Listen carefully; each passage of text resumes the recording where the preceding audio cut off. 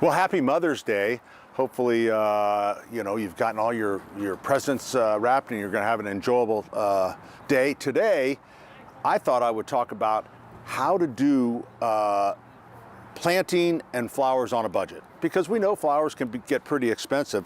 And when you go back to the old, and we still sell like 6,000 flats of flowers. You get 48 plants for 20 bucks or whatever.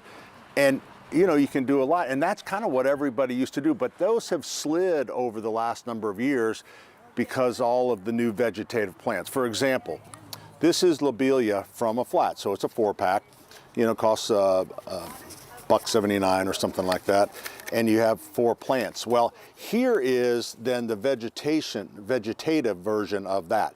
So you take that and then like that, and you can kind of see the advantage and the beauty of it, but they're more expensive. I mean, plants, premium plants are, $5 to $7 a pop. So there's certain ones of the bedding flat that I still think are good and can kind of stand alone. This one, I don't think so. Because it does okay, but you really have to be the perfect gardener because, they dry out and all that stuff. So I would skip that one.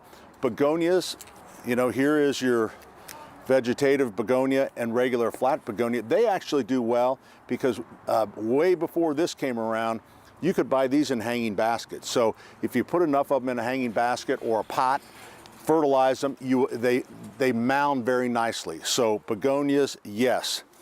Petunias. So you got regular vegetative petunias hanging everywhere around this place. These, no. I just don't. They just get leggy. So unless you just love them, they never look good to me.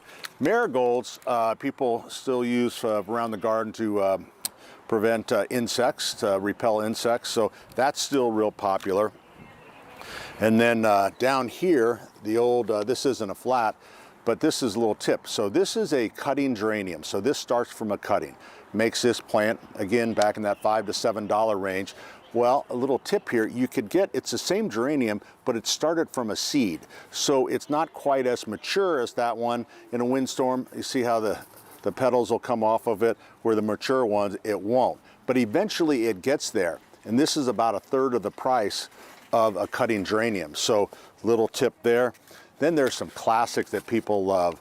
Moss rose or portulaca, which kind of, wasn't great for a few number of years. It was kind of considered an old-fashioned flower, but it is hot, hot, hot, and it mounts great in a little pot. Love that. The other thing, certainly regular impatiens. Impatiens are still beautiful. They're inexpensive.